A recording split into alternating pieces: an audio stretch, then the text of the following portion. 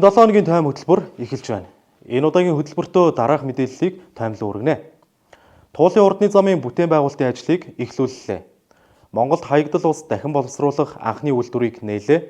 Улсын хурлын хаврын чуулган эхэллээ. Монгол цэргийн өдөр тохиолоо.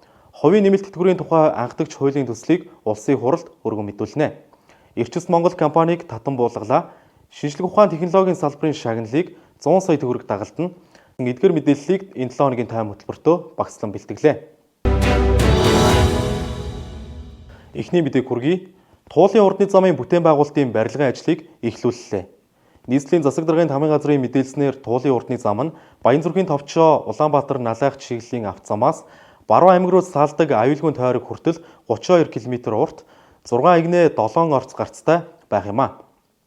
Энэхүү төсөл хэрэгжснээр хотын төвийн авто замын ачааллыг бууруулах, замын түгжрлийг багасгах, эдийн засгийн өсөлтийг дэмжих, иргэдийн цаг хугацааг хэмнэхээс гадна орчин үеийн стандарт бүхий авто замын сүлжээг хөгжүүлэхэд чухал ач холбогдолтойг холбогдох албаныхан онцолж байна. Мөн Монгол улсад хаягдал ус дахин боловсруулах анхны томоохон үйлдвэрийг нээж үйл ажиллагааг нь эхлүүлэх ёслол боллоо. Тус үйлдвэр нь Монгол улсын засгийн газар болон Америк нэгдсэн улсын мягны сорилтын корпорацийн 2018 оны компакт 2 дугаар гэрээний хүрээнд хэрэгжсэн хаягдал ус дахин боловсруулах төслийн нэг хэсэг бөгөөд шин төв цэвэрлэх байгууламжийн дэргэд байгуулагдах юм а. Монгол улсын ерөнхийлөгч Ухнаагийн хүрэлцэх нээлтийн үеэр хэлэхдээ энэхүү үйлдвэр ашиглалтанд орсноор Монгол улс хаягдал усаа дахин боловсруулж эрчим хүчний үйлдвэрлэлд ашиглах боломж бүрдэж байгааг онцолсон юм а. Энэ нь эрчим хүчний салбарт дахин боловсруулсан ус ашиглах анхны туршлага болж байгаа бөгөөд цаашид аж үйлдвэрийн бусад салбарт нэвтрүүлэх эхлэл болж байна.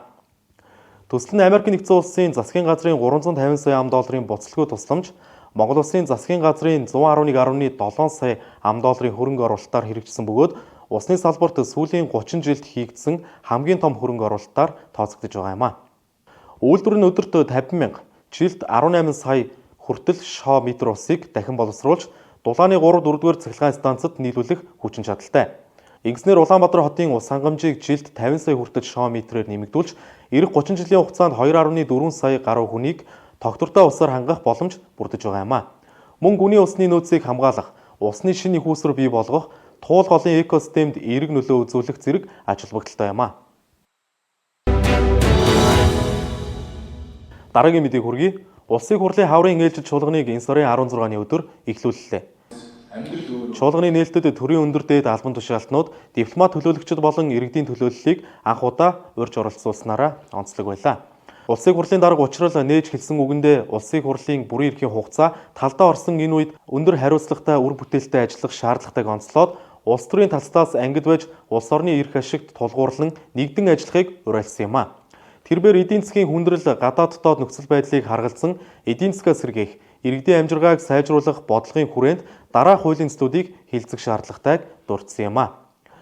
Үүнд зөвшөөрлийн тухай хууль болон түүнийг дагалдах олон хуульд өөрчлөлт оруулах, татврын багц хууль, банк болон төв банкны тухай хууль, гэр бүлийн тухай хуулийн шинжилсэн найруулга, хувийн нэмэлт тэтгэврийн тухай хуулийн төсөл багтаж байгаа юм а. Мөн парламентын үйл ажиллагааг ил тод болгох зорилгоор e-цэг парламент цэг хэмээн платформыг нэвтрүүлж гишүүдийн эрдэс, санал хураалт, хуулийн төслүүдийн явцыг бодит цагийн гормоор нээлттэй мэдээлж эхэлсэн байна. Ерөнхийлөгч Ухнаагийн хүрэлцэх чуулганы нээлтэд хэлсэн үгэндээ дэлхийн геополитикийн нөхцөл байдал хүндрэлтэй байгаа энэ үед үндэсний ив нэгдлийг бэхжүүлж эдийн засгийн хүндрэлээс сэргийлэх бодлогыг хэрэгжүүлэх шаардлагатайг онцолсон юм а.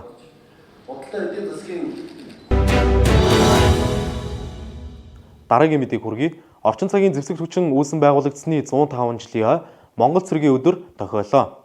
1921 оны 3 дугаар сарын 18-нд Жанжин Сүхбаатарын удирдсан ардын журамт цэрэг Хяах хотыг чөлөөлсөн нь Монголын орчин цагийн зэвсэг хүчний түүхэн эхлэл болсон юм а. Энэ өдөр соёлын төв өргөөнд болсон баярын хуралд Монгол улсын ерөнхийлөгч, зэвсэг хүчний ерөнхий командлагч Ухнаагийн хүрэлцэх оролцож, үе үеийн ахмад дайчид, алба хаагчдад баяр хүргэсэн юм а. Тэрбээр Монголын зэвсэгт хүчин нь дайны жилүүдэд эх орноо хамгаалж, инх цагт бүтээн байгуулалт, гамшигын үед авран хамгаалах үйлсэд оролцож ирснийг онцлоод сүүлийн 20 гаруй жилд 23 мянга гаруй алба хаагч нэгдсэн үндэсний байгууллагын энхийг сахиулах ажиллагаанд оролцож, дэлхийн цэрэг болсон талаар дурдсан юм а. Мөн энэ өдөр Хяахтыг чөлөөлсөн тухай монголчуудын бослого хэмээх мэдээг Монцомын агентлаг гадаад руу дамжуулсан нь Монгол улсаас дэлхийд илгээсэн анхны цахилгаан мэдээ бөгөөд тус агентлагийн анхны мэдээ болж түүхэнд үлдсэн байна. Үргэлжлүүлэн засгийн газрын ээжид хуралдааны мэдээллээс хүргье. Засгийн газрын хуралдаанаар иргэдийг олон их усүртэй тэтгэвртэй болгох зорилготой хувийн нэмэлт тэтгэврийн тухай анхдагч хуулийн төслийг хилэлцэн дэмжиж улсын хурлд өргөн мэдүүлэхээр боллоо. Хууль батлагдсанаар Монгол улс тэтгэврийн олон давхаргад тогтолцоонд шилжиж, иргэд төлсөн шинэтгэлдээ уялдсан нэмэлт тэтгэвэр авах, хуримтлалаа өвлүүлэх боломж бүрдэнэ. Мөн урт хугацааны хөрөнгө оруулалтын сан бий болж, хөрөнгийн зах зээлд эерэг нөлөө үзүүлэх юм а.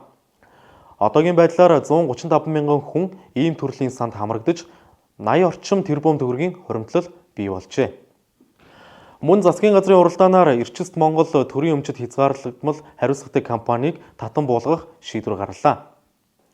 Тус компани эрчим хүч болон бусад төрийн өмчит компаниудын хувьцааг удирдах чиг үүрэгтэй байсан ч 3.5 тэрбум төгрөгийн өртөө санхүүгийн хүндрэлд орсон бөгөөд хүлээгдэж байсан үр дүнд хүрээгүй тул ийхүү татан буулгах нь зөвтэй гэж үзсэн байна.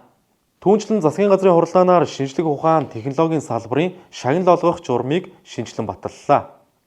Ингэснээр байгаль нийгмийн ухааны шагнал, технологийн дэвшлийн шагналын мөнгөн дүнг тус бүр 100 сая төгрөг байхаар тогтоож 2 жил тутамд нэг удаа олгохоор болсон байна.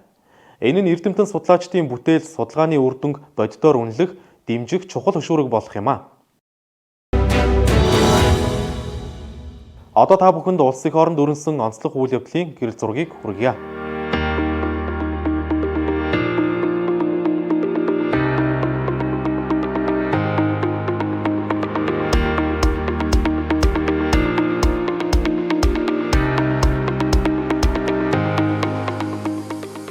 Дараагийн мэдээг хүргэе. Монголын үндэсний мэдээллийн Монцом агентлагаас орон нутгийн түүх, соёлын өв, иргэдийн аж амьдрал, уламжлалыг сурчлах зорилгоор амин нутаг сэдвт видео контентын уралдааныг зохион байгууллаа. Хоёр үе шаттайгаар хэвлэл мэдээллийн байгууллага уран бүтээлчид сонирхчдын дунд зохион байгуулсан тус уралдаанд Улаанбаатар хот болон аймаг орон нутгийн контент бүтээгчид, гэрэл зурагчид, хэвлэл мэдээллийн байгууллагын уран бүтээлчид болон сонирхчдын 60 гаруй бүтээл ирснээс 2 дугаар шатанд 13 бүтээлийг шалгаруулан Монцом агентлагийн албан ёсны Facebook хуудсанд нийтэлж хамгийн олон хандлт авч түгээгдсэн үзэгч уншигчдын сэтгэлд нийцсэн байдал, бүтээлийн талаарх сэтгэгдэл зэргийг харгалзан шилдэг 3 бүтээлийг тодрууллаа. Тодруулбал 1-р байрт Төв аймгийн оролцогч Гантулгаас ирүүлсэн өнгөрсөн одоо ирээдүй зүү ороохгүй видео хөрөг, 2-р байрт Хөвсгөл аймгаас оролцогч Гангагийн гайхамшигт хөвсгөл видео зураглал, 3-р байрт Архангай аймгаас оролцогч Ванчингийн дархан цаазд булган уул богино зураглал рил тус шалгарлаа.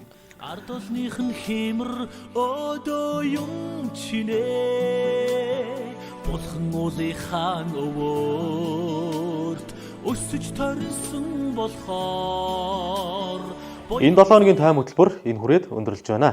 Та бүхэн амралтын өдрөө аятгахтай сайхан өнгөрүүлээрэй.